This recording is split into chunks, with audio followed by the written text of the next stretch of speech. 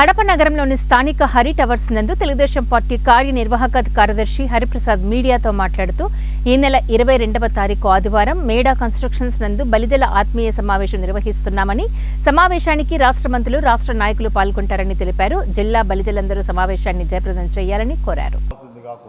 ఎందుకంటే మనకు ఎన్నో సమస్యలు ఉన్నాయి. గతంలో క్రీస్తులు ఎన్టీ రామారావు గారు ఉన్నప్పుడు మనకు 3 ఎమ్మెల్యేలు, 1 ఎంపీ ఉండేవాడు. ఇప్పుడు వైసీపీ వచ్చిన తర్వాత పూర్తిగా అనగదొక్కి బలిజ క్యాస్ట్నే దూరం పెట్టడం జరిగింది. అయితే గౌరవనీయులు నారా చంద్రబాబు నాయుడు గారు రాజంపేట నియోజకవర్గంలో బలిజ సోదరులకు టికెట్ ఇస్తే అక్కడ కూడా కొన్ని సామాజిక వర్గాలన్నీ కలిసి ఆయన కూడా ఓడగొట్టడం జరిగింది.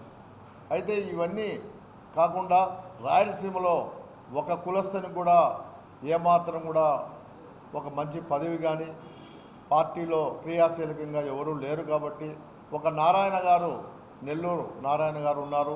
కాబట్టి మేమంతా మా సమస్యలు ఏమున్నాయో, మాకు ఏ విధంగా సామాజిక న్యాయం జరగాలి అనే దాని మీద వాళ్లకు తెలియజేస్తాం.